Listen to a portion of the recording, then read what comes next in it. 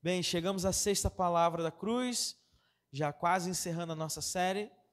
Encerramos no domingo e hoje é uma palavra que eu tenho certeza que você vai gostar. Hoje é a palavra de triunfo. Amém? Quantos precisam alcançar a vitória no Senhor Jesus?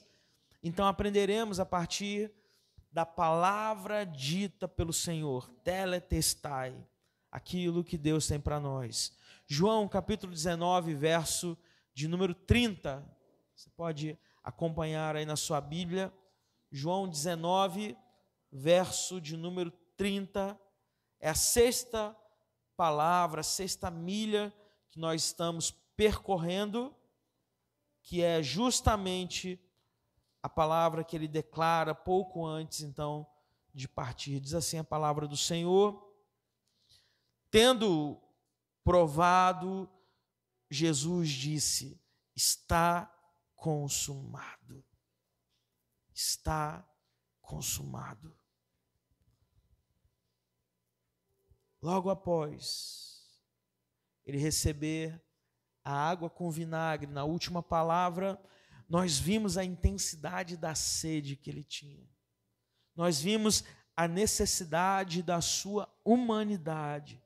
Logo após ele receber a esponja com vinagre, ele disse no grego teletestai, que significa acabou, está pago, está liquidado, tudo está terminado, missão cumprida.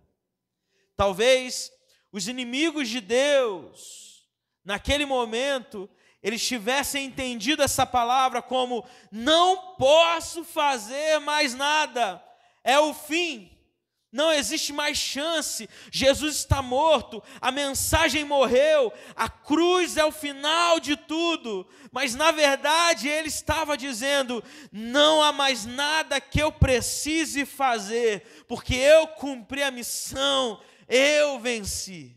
A cruz não é o fim, a cruz não é a morte, mas é o símbolo da vitória de Deus sobre a nossa vida. Agora, nós temos a esperança em Deus para vencer também adversidades da nossa vida, porque se antes nós navegávamos, nós imaginávamos uma vida apenas pautada por aquilo que nós precisávamos fazer para alcançar algo, através da graça de Deus, tudo já foi alcançado na cruz, o preço já foi pago, a dívida já foi tirada do nosso nome, gente. Era como se eu e você imaginássemos uma maneira de resolver a vida. Meu Deus, eu preciso talvez pegar um empréstimo, eu preciso talvez parcelar essa dívida que eu estou em 10 vezes, em 20 vezes, em 60 vezes para me resolver. E quando a gente chegasse naquele ambiente, para resolver o problema, alguém já entregasse a nota dizendo assim: está pago, já foi resolvido, você não precisa mais se preocupar, basta somente você crer. Então, a nossa sexta milha, a nossa sexta palavra em nossa jornada nos diz respeito ao poder da entrega. Podemos ter a certeza, a partir da entrega, do brado que Jesus deu, que nós temos a vitória. Com isso, eu quero compartilhar 4 coisas com você nessa noite. E a primeira delas é: creia na vitória já conquistada na cruz. Você pode repetir comigo essa frase? Creia. Efésios 1:13 vai dizer: bendito seja o Deus e Pai do nosso Senhor Jesus Cristo, que nos abençoou com todas as bênçãos celestiais nas regiões celestiais em Cristo Jesus. Amém? Todas as bênçãos estão disponíveis a cada um de nós. Tudo já foi feito, Tudo já foi resolvido, o pecado já foi resolvido, o perdão já está disponível, a acusação já foi recebida e substituída por Jesus na cruz. Por isso ele diz assim: ei, Cristo, ele se fez anátema, ele se fez maldição por cada um de nós, porque se havia um peso, um preço sobre a nossa vida, ele pagou na cruz do Calvário, agora já não existe mais. Não precisamos pagar ou fazer nada, agora nós precisamos crer e receber, amém? É como se você comprasse algo na Shopee. Quem compra aqui na Shopee? Levanta a mão assim, amém. Quem compra produto importado, lá da China mesmo, não é Shopee Brasil não, da China, aí demora 1 mês para chegar, 45 dias, não, tem que chegar, cara. Eu comprei nesse final de ano. Eu vou revelar isso para vocês. Eu comprei, depois de muito tempo, uma camisa do Botafogo na Shopee. Original. E eu fiquei ansioso. Botafogo ganhou a Libertadores. Igual o brasileiro já estava cansado de ser campeão e a camisa não chegava, gente. Demorou mais tempo para sair da alfândega de Curitiba do que da China para o Brasil. Impressionante. E eu fiquei aguardando, porque existe um momento na nossa vida que o pagar, o fazer, já estão resolvidos. Agora basta a nossa crença, a expectativa que algo vai acontecer, e nós cremos que vai chegar, que vai ser entregue. Então é só você receber, gente. A salvação não vem por um esforço ou por algo que eu faça para mudar a minha história, para ganhar a minha salvação, vou conquistar a minha salvação. Não. É tão somente pela fé no Filho de Deus. É um dom gratuito de Deus derramado para cada um de nós. Amém? É só isso. Eu preciso crer. Eu preciso, a partir de agora, colocar em prática. Mas e depois, pastor? Óbvio que depois que nós recebemos a salvação, nós começamos a gerar frutos de fé. Não é o contrário. Não é pelo fruto que eu vou ser salvo, mas a partir do momento que eu sou salvo, eu começo a gerar fruto. Eu tenho que fazer a diferença. Sexta-feira, por exemplo, essa semana, nós estamos arrecadando feijão. Estherzinha trouxe feijão aí hoje, né? Já colocou ali. Já temos aí 14 quilos ali no carro. Vamos juntar com outro povo e vamos para uma instituição de recuperação de dependentes químicos. Sexta-feira pela manhã. Se tiver disponível, quiser comigo, tem vaga. E a gente vai lá entregar, não só alimento físico, mas o espiritual, fazer um culto lá, orar, interceder. Está internado lá um irmão, que a gente orou pela vida dele, ele ficou possesso, endemoniado, uma situação terrível. E um dia depois de ser liberto, ele já estava na casa de recuperação e já era outra pessoa. Porque esse é o poder de Deus. É isso que Deus faz. Mas eu preciso confiar, porque vocês são salvos pela graça, por meio da fé, e isso não vem de vocês, é dom de Deus, não por obras, para ninguém se gloriar. Efésios 2, 8 e 9. Número 2, mantenha sua fé firme, apesar das adversidades, mas graças a Deus, que nos dá a vitória, por meio do nosso Senhor Jesus Cristo. Portanto, amados irmãos, mantenham-se firmes e que nada os abale. Mantenha sua fé acesa. Seja constante em fazer aquilo que Deus te chamou a fazer. A marca maior dessa geração é a inconstância, gente. Nós começamos coisas e paramos coisas. A gente imagina assim, esse ano vai, esse ano eu vou fazer. Então você começa empolgado, você começa no ministério, você começa trabalhando, mas daqui a pouco o seu gás vai indo embora, a chama vai se apagando, a constância não vai fluindo. Mas o que nós precisamos ter na nossa vida, se uma coisa você precisa batalhar, é constância. Não adianta você ir para a academia, eu vou treinar 8 horas hoje seguida. Eu vou lá, e eu faço tudo, saio morto de lá, carregado. Aí passa um dia, 2 dias, 2 semanas, 1 semana, 3 meses, e você não volta mais. Qual é o resultado disso? Nenhum. Quer ver um negócio que eu me impressiono? Eu fico impressionado com isso. Às vezes eu tenho um convite para ir no rodízio. Aí eu falo assim, Valdo, vou ficar 3 dias sem comer para comer tudo lá. Não tomo café, não faço nada. Aí chego lá no rodízio e aquela alegria. Você come até passar mal. Não aguento mais, me carrega aqui. Mas no dia seguinte, sabe o que acontece? Impressionante. Vai surpreender o que eu vou falar aqui para vocês. Você está com fome de novo. Porque aquele alimento já digeriu no seu estômago, já acabou-se, e é um novo dia. Por mais que você tenha se alimentado bem. E é assim na nossa vida espiritual. Gente, teve um anúncio aqui do Retiro dos Jovens. Quem está animado aí para o Retiro? Eu me converti no Retiro. Eu recebi meu chamado pastoral no Retiro. Eu amo, eu sou fruto de Retiro. Retiro, acampamento, o que você quiser chamar. Eu amo esse negócio. Amo demais. Mas dizer para vocês, vocês vão passar 4 dias incríveis na presença de Deus, vai ser transformador, libertador, unção, tudo, mas se você não cultivar isso no seu dia a dia, na sua vida, passou uma semana e acabou-se tudo que você viveu no retiro. Vai ser só mais um momento de curtição, de alegria, de comunhão, porque nós precisamos de constância. Então você vai ler a palavra de Deus, não precisa ler o evangelho todo num dia, não. Mas leia diariamente. Você vai orar, dedique seu tempo de oração ali. Tem que ser. Eu estava mostrando para o Ian, antes de começar o culto, eu faço uma agenda do dia. E vou apagando tudo que eu vou realizando, né? Tem um livro muito bom sobre isso, chama Checklist. Depois vocês pesquisam. E eu vou fazendo do meu dia todo. E lá, no primeiro ponto, é a minha devocional, gente. Eu tenho que fazer, eu tenho que buscar. Porque se eu não tiver o nível de compromisso que eu preciso ter, eu não avanço. Eu preciso, número 3, já para a gente caminhar aí para os 2 últimos, eu preciso resistir contra Satanás e seus demônios.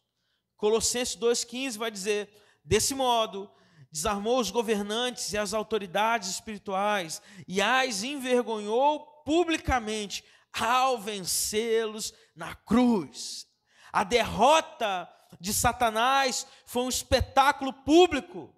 O diabo, ele é um derrotado, mas você é um vencedor mediante ao sacrifício de Jesus Cristo. Amém?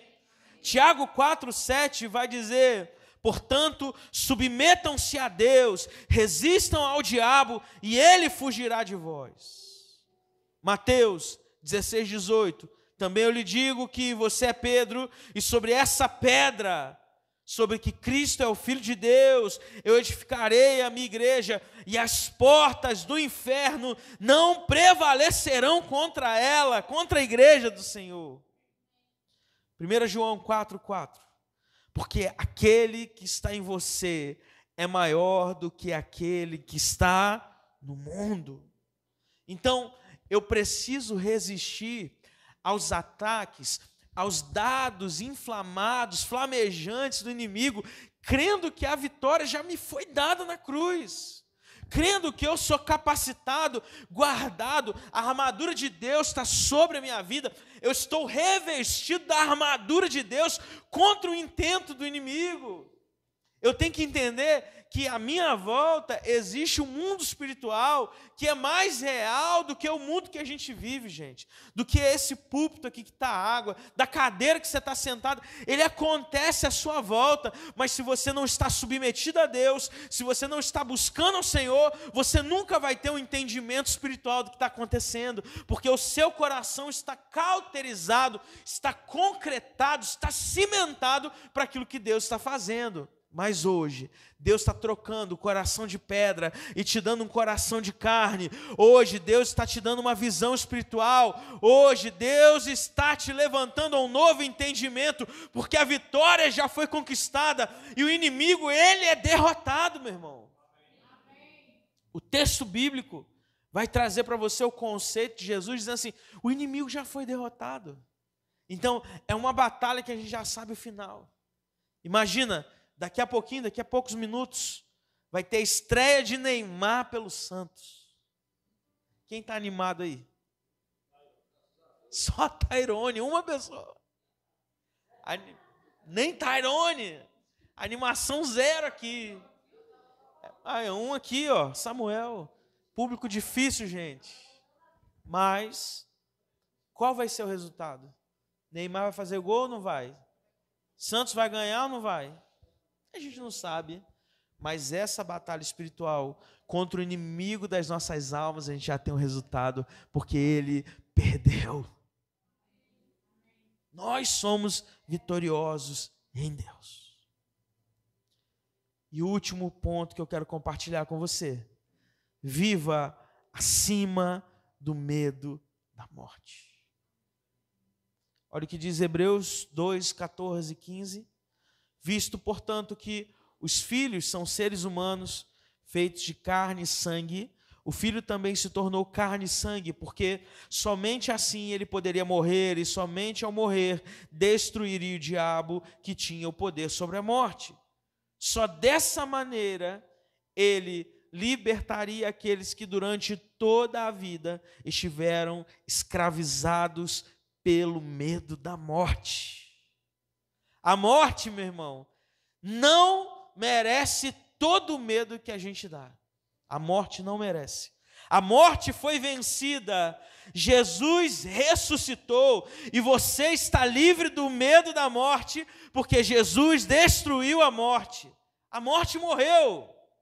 1 Coríntios 15, 54 e 55 vai dizer: se cumprirá a passagem da Escritura que diz: a morte foi tragada na vitória. Ó morte, onde está a sua vitória? Ó morte, onde está o seu aguilhão?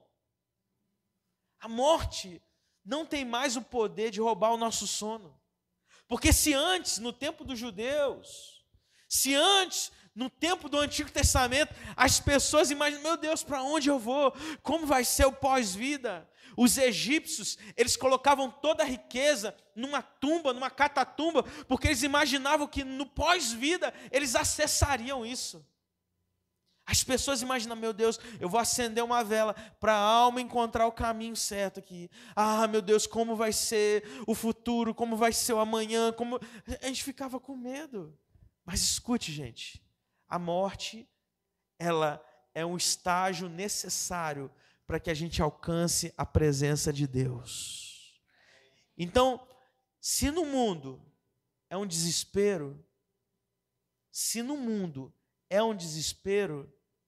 é uma tristeza, é uma dor infinita, é um sentimento de separação, de abandono, para o crente, a morte é a porta de entrada para a eternidade, para desfrutarmos de toda uma eternidade ao lado de Jesus. Paulo dizia assim: o morrer para mim é lucro, é um prêmio. Aí a gente fala assim: quem quer estar com Jesus? Levanta a mão assim. Então quem quer morrer hoje para estar com... Pô, pastor, aí não, eu tenho minha filha aqui para cuidar, casar ela, ter os netinhos. Eu tenho meu futuro ainda para lutar. Prega um negócio melhor aí, pastor. Prega que Jesus vai voltar, vai arrebatar a igreja, eu não vou ver a morte. Aleluia. Isso aí é que todo mundo quer. Mas, para que a flor nasça, a semente morre. Para acessarmos um novo estágio, e essa mensagem não é um incentivo à morte, mas é uma reflexão, para você entender que mesmo que a gente alcance a morte, existe uma paz, uma certeza e uma tranquilidade que desfrutaremos do melhor do Senhor na nossa vida. Que a partir de então, viveremos ao lado do nosso Senhor, onde não há dor, não há choro, não há sofrimento, não há solidão, não há depressão, não há crises. Jesus disse: está consumado. Chegou a hora então de você dizer sim para Deus e para o seu poder. Receba essa palavra de triunfo que Jesus conquistou na cruz. Ele fez tudo por você, Ele fez tudo por mim. E eu termino dizendo o texto que está lá em Romanos 8, 37. Você pode publicar aqui na tela para a gente ler junto? Romanos 8, 37. Você conhece muito bem esse versículo. Vamos ler comigo? 1, 2, 3. Mas em todas as coisas somos mais que vencedores. Você pode se colocar de pé para a gente ler mais uma vez, com convicção, e eu queria que você degustasse cada palavra, que você compreendesse cada palavra, e você tomasse posse nessa noite desse versículo. Diga mais uma vez: mas em todas essas coisas somos mais que vencedores por aquele que nos amou, Jesus Cristo. Você não é apenas vencedor, meu irmão. Você é mais que vencedor. Você está um nível acima. Você tem um novo entendimento, uma nova mentalidade, uma renovação de mente em Deus. E a partir dessa palavra, nós podemos descansar no Senhor. Foi a primeira canção que nós cantamos. Seguro estou em teus braços. Talvez você tenha chegado até aqui cansado, com o coração abatido, com a sua alma perturbada. Mas Deus é o lugar de descanso para você. Cadeias se quebrarão, situações serão rompidas para um despertar de Deus, para um novo tempo de Deus. Portas serão abertas de onde você nem imagina. Porque o Senhor é a resposta, Ele é o caminho, Ele é a verdade, Ele é a vida, e não há outro como o Senhor Jesus. Pai, nós estamos aqui, diante da Tua presença, Pai, nessa quarta-feira que o Senhor nos fez, findando o dia, Pai, atravessando intempéries, chuvas, situações, mas nós estamos aqui como aqueles que sonham, como aqueles que querem receber, como aqueles que estão disponíveis diante da Tua presença, Pai. E que hoje, Senhor, nós possamos tomar posse. Abra sua mão aí onde você está para receber. Que nós possamos tomar posse da vitória que o Senhor tem preparado para cada um de nós, do sacrifício vivo de Jesus na cruz do Calvário, que nos dá um novo sentido, um novo tempo, Pai, e que possamos proclamar com os nossos lábios, que possamos testemunhar a porta aberta que virá sobre a nossa vida, o novo tempo que virá sobre a nossa casa, sobre a nossa família, sobre os nossos trabalhos, sobre o nosso sonho, Deus. Que de maneira alguma possamos estar enfraquecidos na nossa fé, mas que possamos estar fortalecidos no Senhor. É o que oramos, em nome do Pai, em nome do Filho e em nome do Espírito Santo de Deus. Se você crê, dê um forte aplauso ao Senhor Jesus. Creia na tua vitória, creia no teu triunfo através da fé. Aleluia, aleluia.